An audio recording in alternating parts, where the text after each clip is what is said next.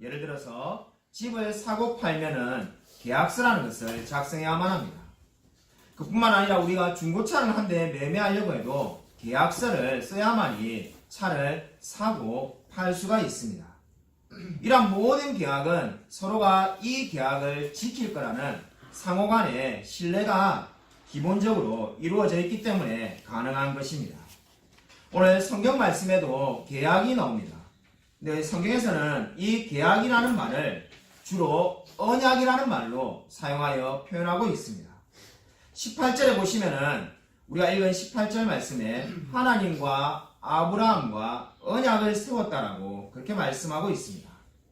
어떻게 해서 하나님이 아브라함과 언약, 계약을 세우게 되었는지에 대해서 한번 살펴보도록 하겠습니다. 먼저 7절 말씀을 보시면은 하나님께서 아브라함에게 땅을 주시겠다라고 지금 약속을 하고 계십니다. 왜 땅이 필요합니까? 이미 우리가 지난주 설교 말씀에서 본 것처럼 하나님께서 아브라함에게 많은 민족을 이루게 하시겠다라고 약속을 했기 때문입니다. 그 많은 후손들이 살려면은 당연히 땅이 있어야 하지 않겠습니까? 그래서 하나님이 지금 땅도 주시겠다라고 약속을 하고 있습니다. 물론 이 약속은 지금 처음으로 하나님께서 말씀하는 게 아니라 이미 아브라함에게 주신 약속을 다시금 확인하고 있습니다. 7절에 하나님께서 땅을 주시겠다는 이 약속에 대해서 8절에 아브라함이 어떻게 반응을 보이고 있습니까?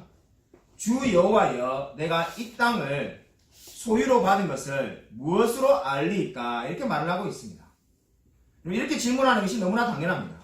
지금 아브라함은 땅 한 평 없고 아무것도 가진 것이 없는데 하나님이 주시겠다고 말을 하니까 그 증거를 보여달라는 겁니다. 그래서 하나님께서 어떻게 말씀합니까? 나를 위하여 3년 된 암소와 3년 된 암염소와 3년 된 수량과 산비둘기와 집비둘기 새끼를 가져올지라라고 9절에 말씀하고 있습니다. 여러분, 왜 하나님께서 땅을 소유로 받은 것을 무엇으로 알릴까라는 질문에 이와 같은 행동을 명령하셨을까요? 그 이유는 아브라함의 행동을 보면은 우리가 알 수가 있습니다. 아브라함은 이 말씀이 끝나자마자 짐승을 죽여서 둘로 쪼개어 놓았습니다. 그뿐만 아니라 일정한 간격으로 띄워서 잘 배열해 놓았습니다. 그리고 새들은 쪼개지 않았다라고 성경에 말씀합니다. 여러분, 하나님의 말씀에서 짐승을 쪼개라, 새는 쪼개지 마라, 일정한 간격으로 놓아라 이런 말씀 없습니다. 근데 아브라함이 어떻게 이렇게 할 수가 있습니까?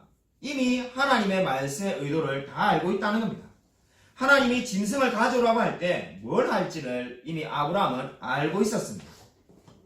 한마디로 하나님께서 아브라함에게 동물을 잡아오라고 할 때는 언약을 체결하실 거라는 것을 알고 있었다는 의미가 되겠습니다. 그렇기 때문에 아브라함은 그 하나님의 말씀을 듣자마자 동물을 쪼개고 새는 쪼개지 않고 일정한 간격으로 배치해 놓았습니다. 그뿐만 아니라 아브라함은 지금 무엇을 하고 있습니까? 11절에 보시면은 솔개가 동물의 사체 위에 앉지 못하도록 계속해서 쫓고 있습니다. 여러분, 우리 기다리는 아브라함에 대해서 한번 생각을 해보시기 바랍니다. 하나님이 오셔야만이 언약을 맺을 수 있습니다. 물론 하나님이 오신다고 분명히 약속을 하셨습니다. 근데 아직 오지 않고 있습니다. 그런데 아브라함은 어떻게 기다리고 있습니까? 그냥 편안하게 기다릴 수 없고 그 동물 시체에 솔개가 앉으면 안 되니까 솔개를 계속해서 쫓아내야 됩니다. 이 힘들고 기다리는 일을 계속해서 반복적으로 하고 있습니다. 그러다가 12절에 아브라함이 지쳐서 잠이 들었다라고 성경은 말씀하고 있습니다. 하나님을 기다리는 일에 아브라함이 얼마나 지쳤는지 결국은 잠이 들 수밖에 없었습니다. 예전에 어느 집사님이 제게 이렇게 말하는 것을 한번 들은 적이 있습니다. 목사님, 하나님은 제가 하나님을 꼭 필요할 때는 찾아와 주시지 않고 늘 인생에 한 발짝 늦게 제게 찾아와 주셨습니다. 아마 여러분이 들어보면은 이 말이 잘못된 말이라는 것은 누구나 다 알 겁니다. 저도 제가 즉각적으로 뭐라고 대답해야 되겠습니까? 그렇지 않습니다. 하나님이 늘 우리와 함께 하십니다. 이런 말을 해야 되는데 제가 아무 말도 하지 못하고 그냥 뻥하게 이렇게 바라보았습니다. 제가 그러다 물론 나중에 조금 한참 있다가 우리가 방금 말했던 그 정답들을 이야기할 수는 있었죠. 제가 왜 그렇게 그때 늦게 반응했을까 곰곰이 한번 생각해 본 적이 있는데 제 마음에도 그 집사님과 같은 마음이 있었기 때문입니다. 내가 정말로 필요할 때, 내가 정말 물질이 어렵고 또는 건강이 필요하고 아니면 또 무엇이 필요하든지 간에 그 필요할 때는 하나님이 전혀 응답도 없다가 이제 한참의 세월이 지나서 하나님이 역사하신다는 생각이 제 마음에도 있었기 때문입니다. 그래서 제가 그것이 늘 불만이었기 때문에 그 집사님이 말할 때 공감해서 아무 말도 하지 못했던 것 같습니다. 제가 최근에 성경을 출애굽기를 읽다가 모세의 이야기를 다시 한번 생각하게 되었습니다. 저와 여러분이 잘 아는 출애굽기 2장에 모세는 자신의 사명과 꿈을 따라서 이제 자기 동족에 살고 있는 히브리 민족에게 갑니다. 우리가 다 알다시피 모세가 왕궁에서 왕자로 살다가 이제 내가 절대로 우리 이 민족들을 구원해야 되겠다는 생각을 가지고 히브리 민족에게 갑니다. 네, 출애굽기 2장 12절을 보면은 모세가 좌우로 살폈다 이렇게 되어 있습니다. 킹 제임스 버전을 보니까는 He looked this way and that way 이렇게 되어 있습니다. 무슨 말이냐면은 모세가 이제 자기가 사명이 있다 생각하고 이쪽 저쪽을 다 살펴보고는 행동을 하기로 결정한 겁니다. 이쪽 저쪽을 다 살펴보고 난 다음에 결정한 행동이 무엇이었는가? 우리가 잘 아는 것처럼 결국 사람을 죽이게 됩니다. 결국 그렇게 해서 모세의 사역은 실패하고 광야 생활이 40년간 지속되는 것을 우리가 다 잘 알고 있습니다. 모세는 왜 실패했을까요? 그 이유는 하나님의 때를 기다리지 못했기 때문입니다. 하나님이 너가 이제 사명이 있으니까 움직이라고 말씀하기도 전에 자기가 이쪽 저쪽을 다 살펴보며 자기 스스로 모든 일을 감행하였습니다. 결국 그렇기 때문에 모세는 실패하였습니다. 근데 반면에 오늘 아브라함은 어떻습니까? 지금 이 짐승의 피냄새를 맡으면서도 아브라함은 하나님을 기다리고 또 기다리고 있습니다. 그리고 이 어려운 순간 가운데 아브라함에게 이런 생각이 들지 않았겠습니까? 혹시 하나님이 여기로 안 찾아오시고 저쪽이나 이쪽에 다른 곳으로 오지 않을까라고 생각하며 두리번거리며 찾아다닐 수도 있지 않았습니까?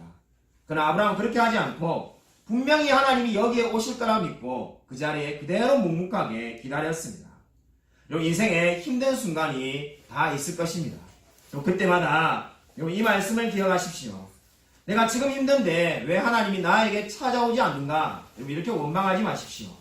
하나님 그럴 때도 하나님이 반드시 오실 거란 걸 믿고 기다리며 또 기다리십시오. 하나님께서 저와 여러분과 맺은 언약을 지키기 위해서 반드시 찾아오실 것입니다. 그리고 13절 말씀을 보시면은 하나님께서는 아브라함에게 하신 약속을 완전히 이루시기 위하여 앞으로 일어날 역사를 말씀해 주고 계십니다. 이 내용은 이제 앞으로 역사 가운데 하나님께서 후손을 주시고 가나안을 주실 때까지 어떤 과정으로 역사를 섭리하실 건지에 대한 전체적인 그림을 예언으로 지금 아브라함에게 알려주고 있습니다. 이 그림을 보면 어떻습니까? 아브라함이 가나안 땅을 얻게 되는 것은 지금이 아니라 400년 후라는 것을 알 수가 있습니다. 성경 말씀에 지금 13절에 400년 후에 이제 이 모든 땅을 얻게 될 거라고 말씀하고 있습니다. 그러면 저와 여러분이 어떠한 의문이 됩니까? 왜 하나님이 약속을 하셨는데 지금 주지 않고 400년이나 기다려야만이 이 약속의 땅을 주실까라는 의문이 들 수밖에 없습니다. 성경은 그에 대해서 두 가지로 예유를 말씀합니다. 첫 번째 이유를 우리가 한번 찾아보겠습니다. 첫 번째 이유가 에스겔 20장 8절에 나옵니다. 구약성경 에스겔 20장 8절을 한번 찾아보겠습니다. 에스겔 20장 8절입니다. 구약성경 1177쪽에 있습니다. 구약성경 1178쪽 에스겔 20장 8절 말씀을 우리 같이 한 목소리로 읽겠습니다. 네, 시작. 그들이 내게 반역하여 내 말을 즐겨 듣지 아니하고 그들의 눈을 끄는 바 가증한 것을 각기 버리지 아니하며 애굽의 우상들을 떠나지 아니하므로 내가 말하기를 내가 애굽 땅에서 그들에게 나의 분노를 쏟으며 그들에게 진노를 이루리라 하였노라. 아멘. 여러분, 왜 400년이나 기간 동안에 약속의 땅을 기다려야 됐는가? 그 이유는 바로 이스라엘의 우상숭배 때문이었다라고 에스겔서에 분명히 말씀하고 있습니다. 그러니까 하나님이 약속을 잘못하신 것이 아니라 이스라엘이 죄를 짓기 때문에 400년간 기다려야 될 거라는 것을 이미 지금 아브라함에게 하나님이 지금 말씀하고 있습니다. 두 번째 이유는 뭔가? 400년간 약속의 땅을 기다려야 될 두 번째 이유는 우리 다시 창세기로 돌아오시면은 우리 오늘 읽은 창세기 15장 16절에 두 번째 이유가 잘 나타나 있습니다. 우리 두 번째 이유인 창세기 15장 16절 함께 읽겠습니다. 네, 시작. 내 자손은 4대 만에 이 땅으로 돌아오리니 이는 아무리 족속의 죄악이 아직 가득 차지 아니함이니라 하시더니 아멘. 여러분 오늘 15장 16절 보시면은 내 자손은 4대 만에 이 땅으로 돌아오리니 이렇게 말씀하고 있습니다. 여러분 이 말씀을 어떻게 이해해야 됩니까? 하나님이 주시겠다는 가나안 땅에는 노아의 후손이 이 가나안의 후손들이 살고 있었습니다. 우리가 잘 알다시피 창세기 9장 25절에 가나안이 저주를 받았습니다. 그 저주를 하나님이 즉각적으로 실행시킨 것이 아니라 이제 400년 동안 오래 참고 또 기다렸다가 이제 실행하시겠다는 겁니다. 왜 하나님이 기다리시는 겁니까? 그들이 회개하고 하나님께로 돌아올 기회를 주시기 위해서입니다. 그렇기 때문에 지금 하나님은 아브라함에게 앞으로 이 주시겠다는 약속의 땅을 어떻게 이루실지를 지금 보여주고 있습니다. 이 말씀이 끝난 이후에 17절에 횃불이 쪼갠 고기 사이로 지나가더라라고 성경은 말씀하고 있습니다. 그리고 그것을 18절에 하나님과 아브라함이 언약을 세웠다라고 표현하고 있습니다. 언약이 무엇입니까? 언약이라는 것은 히브리 원어로 카라트 베리트인데 이 말은 언약을 자른다는 뜻입니다. 이 말이 어디서부터 비롯됐냐면은 동물을 쪼개는 것에서부터 비롯되었습니다. 우리 시대에 제가 설교 서두에서 말한 것처럼 물건을 사고 팔면은 계약서를 쓰는 것처럼 당시에는 언약, 계약을 맺기 위해서는 반드시 동물을 쪼개야만 했습니다. 동물을 쪼개고는 그 쪼갠 고기 사이에서 두 당사자가 지나가는 겁니다. 지나가는 의미는 무엇인가? 바로 우리가 한 사람이 약속을 어기게 될 경우에 쪼갠 고기와 같이 죽게 될 것이라는 것을 약속으로 나타내는 겁니다. 근데 이 지금 약속을 보시면은 어떻게 되어 있습니까? 오늘 지금 17절 보시면은 아브라함은 쪼갠 고기 사이로 지나가지는 않습니다. 우리 이 점에 유념하여 보십시오. 바로 지금 쪼갠 고기 사이로 지나가는 것은 횃불로 상징되는 하나님이 지나가고 계십니다. 하나님은 쪼갠 고기 사이를 지나가는데 아브라함은 지나가지 않았습니다. 여러분 이 말씀은 무엇을 의미합니까? 지금 하나님께서 땅을 주시겠다고 약속을 하였는데 그 약속을 지키지 못하면은 하나님이 쪼갠 고기와 같이 죽임을 당하게 될 것이라는 것을 보증하고 있는 겁니다. 아브라함이 책임을 져야 되는 것이 아니라 하나님이 책임을 지시겠다고 말씀하고 있습니다. 자, 예전에 안양에 동방사회복지단체를 가본 적이 있습니다. 그곳에 수많은 아이들이 입양을 기다리고 있었습니다. 거기에 여러 개의 방이 있었는데 한 살은 한 살대로 방이 있고 두 살은 두 살대로 방이 있고 3살짜리는 3살짜리 냉대로 방이 있습니다. 그래서 개월 수에 따라서 여러 방들이 있었는데 그 방에서 아이들이 단체로 생활을 하고 있었습니다. 제가 복지사와 이야기를 해보니까 혹시라도 입양을 원하는 부모가 오면은 그 방에 있는 아이들을 보여주고 부모가 선택하게 해서 이제 입양 절차를 밟고 아이를 입양한다라고 말을 하였습니다. 자, 그것을 보고 이런 생각을 한 적이 있습니다. 아이에게는 선택의 권한이 있습니까? 없습니까? 아이는 선택의 권한이 없습니다. 아이들은 그냥 멀뚱히 바라보다가 새롭게 부모가 될 사람이 자기를 선택해주면은 그냥 입양이 되는 겁니다. 3개월짜리 아이, 5개월짜리 아이가 어떻게 부모를 선택할 수가 있겠습니까? 부모가 아이를 선택하고 그 아이를 기르는 겁니다. 비록 내가 낳지는 않았지만은 내가 낳은 아이처럼 이제 그 아이를 좋은 사람으로 만들겠다는 다짐이 그 속에 들어있는 겁니다. 마찬가지입니다. 오늘 하나님께서 아브라함과 언약을 맺으시면서 왜 홀로 쪼갠 고기 사이를 지나가시겠습니까? 하나님이 아브라함을 선택하셨다는 겁니다. 그리고 어떠한 일이 있어도 하나님께서 아브라함과 아브라함의 후손을 하나님의 계획대로 만들어 나가시겠다라고 지금 다짐하는 것이 이 속에 들어있는 겁니다. 저와 여러분도 동일한 은혜를 받은 사람입니다. 우리가 먼저 하나님을 택한 것이 아니라 하나님께서 우리를 택하시고 우리를 그리스도의 장성한 분량이 충만한 데까지 만들어 주시겠다라고 약속을 하셨습니다.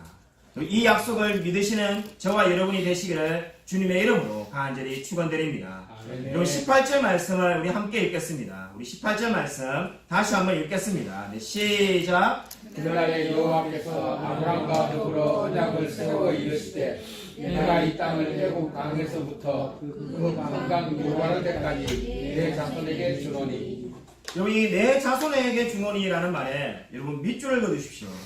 여러분 이 말을 주목해 보시기 바랍니다. 이 말씀에다가 여러분이 가지고 있는 성경이라면은 현재형이라고 이렇게 쓰십시오. 좀 더 정확하게 말하면은 현재 완료형입니다. 뭐 너무 복잡하다 이렇게 생각하시는 분은 그냥 현재라고만 써놓으십시오. 이게 현재라는 것을 기억하고 창세기 13장 15절을 우리가 한번 비교해 보겠습니다. 여기에 성경에 아주 중요한 의미가 있습니다. 창세기 13장 15절을 보시고 우리 일단 같이 한번 읽겠습니다.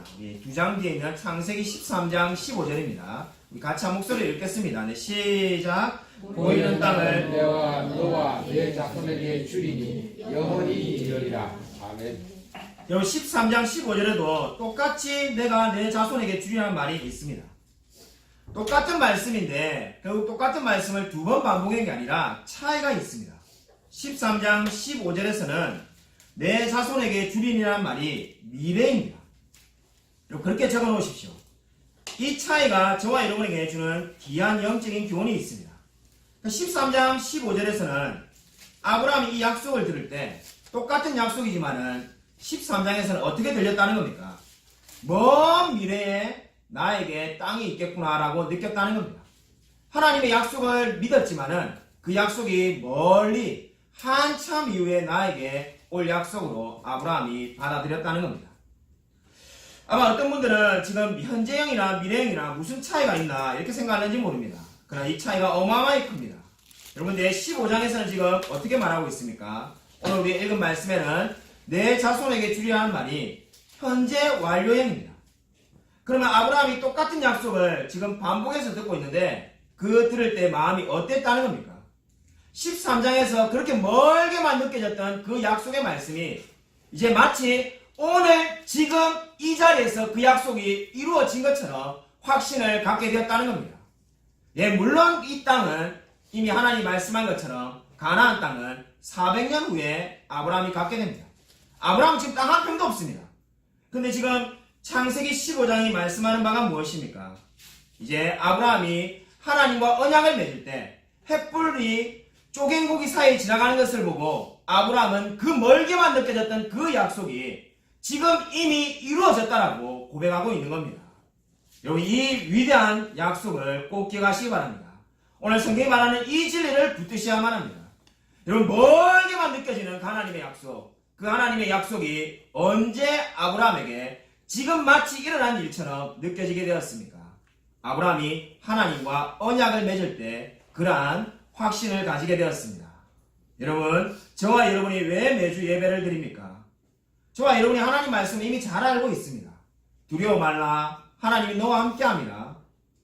놀라지 말라, 내가 내 하나님이 되리라. 그 외에 우리가 많은 말씀들을 이미 잘 알고 있습니다.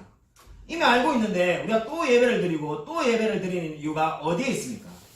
멀게만 느껴지는 그 하나님의 말씀이 이제 마치 오늘 지금 이루어진 것 같은 그 확신을 가지기 위해서입니다.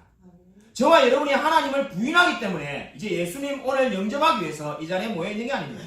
이미 하나님을 믿고 있습니다. 아브라함도 이미 하나님을 믿고 있습니다. 근데 왜 또 언약을 맺고 왜 또 하나님을 다시 만나고 그리고 약속을 또 받는 이유가 어디에 있습니까? 멀게만 느껴져 있던 그 미래의 약속이 이미 지금 현재 이루어져 있다는 확신을 가지기 위해서입니다. 여러분 저와 여러분에게도 필요한 믿음이 바로 이러한 믿음입니다. 우리가 이 세상을 살아가면서 왜 자주 넘어지겠습니까? 왜 우리가 늘 불안하고 염려하겠습니까? 약속이 너무나 멀리 있기 때문입니다. 하나님의 말씀을 알긴 알지만은 그 말씀이 너무나 멀리 있습니다. 근데 오늘 성경 말씀처럼 정말로 우리가 그 말씀이 나에게 현재 지금 이미 이루어졌다는 확신을 가진다면은 그 어떠한 고난과 환란이 다가온다 할지라도 우리가 결코 넘어지지 않을 것입니다. 여러분, 이러한 믿음과 확신이 저와 여러분의 삶에 늘 넘쳐나기를 주님의 이름으로 간절히 축원드립니다. 여러분, 빈센트 크로셋과 마가렛 크로셋이라는 부부가 1940년에 중국에 선교사로 나갔습니다. 그렇게 중국에 선교사로 나갈 때 중국의 시골에 안우이라는 조그마한 마을에 가서 복음을 전하였습니다. 이름도 없이 빛도 없이 복음을 전하기로 결심한 겁니다. 얼마나 훌륭한 부부입니까? 그래서 수많은 어려움이 있었지만은 결국 성경 공부 모임할 수 있는 정도의 사람 한 10사람을 이제 전도해가지고 교회를, 자그마한 교회를 세웠습니다. 이 부부가 얼마나 감사한지 모릅니다. 이 크로셋 부부가 이제 이렇게 감사해가지고 교회를 세웠는데 얼마 지나지 않아서 문화혁명이 일어났습니다. 결국 중국에서 추방당하였습니다. 울면서 중국에서 추방당하고 왜 하나님이 이렇게 역사하는지 도무지 이해하지 못하였습니다. 아니, 우리가 교회를 세웠는데 이제 목회가 잘 될 것 같은데 왜 하나님이 우리를 추방하게 해가지고 그 안타까운 중국의 영혼들을 이제 하나님이 외면하시는가 이해할 수가 없었습니다.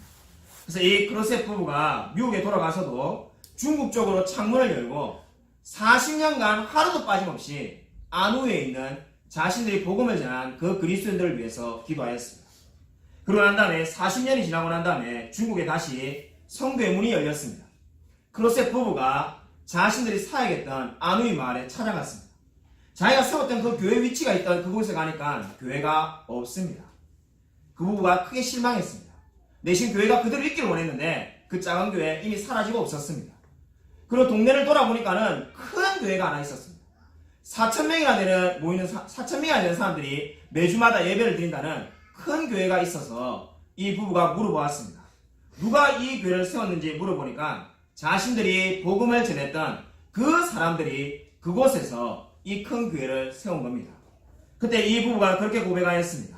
우리가 생각할 때 왜 하나님은 우리가 선교할 수 없게 막았는지 이해하지 못하였지만은 하나님께서는 늘 신실하셔서 늘 역사하시고 늘 복음을 전하고 계셨다라고 고백하였습니다. 여러분, 이 이야기가 무엇을 보여줍니까? 하나님은 한 번도 실수하신 적이 없습니다. 우리가 생각할 때 우리의 삶이 너무나 힘들고 내가 이렇게 괴로운데 하나님은 뭘 하고 계신가 이런 생각이 때때로 들 때가 있습니다. 그러나 그때조차도 하나님께서 역사하고 계심을 믿으시기 바랍니다. 이런 목회를 하면서 제일 많이 듣는 말이 있습니다. 목사님, 왜 세상이 점점점 힘들어질까요? 직장생활이 더 힘들어집니다. 그리고 또 다른 분은 이렇게 말합니다. 목사님, 저는 왜 이렇게 변하지 않을까요? 제 예수 믿으면 제가 정말로 이렇게 한 해 뭔가 조금씩 다르게 탁탁탁 변해가지고 한 이제 10년 차 되면은 와, 거의 막 엄청난 성화가 된 사람이 될 줄 알았는데 10년 동안 뭘 했는지 모르겠습니다. 이렇게 말하는 분들이 있습니다. 결국 이야기를 들어보면은 그리스도인으로 산다는 게 너무나 힘이 들다라고 말하는 분들이 너무나 많습니다. 여러분, 이 질문에 대한 대답이 무엇일까요? 오늘 성경 말씀에서 보여주듯이 이 질문에 대한 대답은 하나밖에 될 수가 없습니다.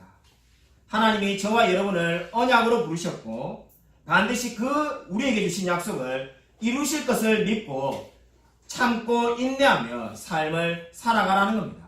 그것이 바로 오늘 성경이 저와 여러분에게 말씀하는 바입니다. 하나님이 우리를 언약 안으로 부르셨습니다. 그 부르신 하나님께서 저와 여러분을 결코 포기하지 않으실 것입니다. 아일랜드에 이런 속담이 있습니다. 제가 3년간 살았던 아일랜드에 있는 속담인데 세상에는 딱 두 종류의 사람이 있다.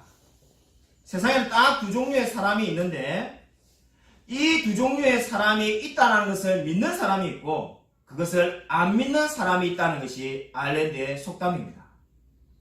이 말이 무슨 말입니까? 세상에는 딱 두 종류의 사람이 있는 것을 믿는 사람이 있고 그것을 안 믿는 사람이 있다는 겁니다. 이 말을 오늘 말씀에 적용하면 이렇게 말할 수가 있습니다. 언약의 안으로 부르시는 그 하나님의 초청에 예라고 대답하는 사람이 있고 아니요라고 대답하는 두 종류의 사람만이 존재할 뿐입니다. 좀 더 우리가 잘 아는 쉬운 말로 말한다면 천국이 있음을 믿고 살아가는 사람과 천국이 없다고 믿고 살아가는 사람, 두 종류의 사람이 이 세상에 존재할 뿐입니다. 여러분은 진정으로 이 위대한 진리를 믿고 있습니까? 하나님이 저와 여러분을 언약으로 계속해서 초청하고 있습니다. 여러분, 이 언약 안으로 부르시는 하나님의 초청을 거절하지 마십시오. 세계적인 문호 빅토르 위고의 이야기입니다. 그의 인생은 1841년에 결정적인 분기점이 생겼습니다. 이 원래 빅토르 위고는 작가지만 주색에 빠져가지고 방탕한 삶을 살았다고 합니다. 근데 어느 날 1841년에 자기의 19살 딸이 강물에 빠져서 죽게 됩니다. 죽은 딸을 보고 너무나 슬퍼가지고 안아보니까는 딸이 자기에게 주려고 했던, 물론 죽을지 모르고 써놨던 편지가 있다는 것을 알게 되었습니다. 그러니까 딸이 마지막으로 쓴 편지가 사실상 유서가 되었습니다. 그 편지의 내용을 읽어보니까는 한마디로 요약해서 이렇게 말할 수가 있습니다. 아빠, 제발 하나님의 품으로 돌아와 주십시오. 이 사랑하는 딸이 이 빅토르 위고를 전도하기 위해서 편지를 썼는데 그 편지를 전달해 주지 못하고 강물에 빠져 죽게 된 겁니다. 이 사건이 빅토르에게 너무나 충격을 받아가지고 이제 더 이상 글을 쓰지 않기로 절필하고 가난한 자들이 사는 곳으로 들어가서 평생을 가난한 자를 위해서 살기로 결심합니다. 그러다가 이제 말년에 마지막으로 작품을 하나 쓰자 생각하고 작품을 하나 썼는데, 그것이 저와 여러분이 다 알고 있는 레미제라블, 바로 일명 장발장이라고 말하는 그 작품을 쓰게 되었습니다. 이 빅토르 위고의 이야기가 무엇을 보여줍니까? 바로 하나님을 만나고 완전히 다른 삶을 살게 되었습니다. 저와 여러분에게도 동일한 고백이 있지 않습니까? 하나님이 너무나 부족한 저와 여러분을 하나님을 아는 자로 언약 안으로 초대하였습니다. 우리가 무슨 능력이 있었겠습니까? 저와 여러분이 힘이 있어가지고 내가 언약 안으로 들어가겠다라고 다짐하고 다짐해가지고 언약 안으로 들어온 것이 절대로 아닙니다. 하나님이 저와 여러분을 아브라함을 부르시듯이 언약 안으로 초대하였습니다. 그래서 우리가 지금 구원받은 사람이 되었고 바로 하나님의 자녀가 되었고 권속이 되었습니다. 그리고 이제 우리가 지금 하나님의 은혜로 이 세상을 살아가고 있습니다. 그러므로 저와 여러분이 이제 해야 될 것이 무엇이겠습니까? 바로 이 언약 안에서 하나님 자녀답게 살기 위해서 날마다 하나님의 은혜를 붙드는 것입니다. 그리고 하나님은 저와 여러분을 이 놀라운 신앙의 경주에 초대하였습니다.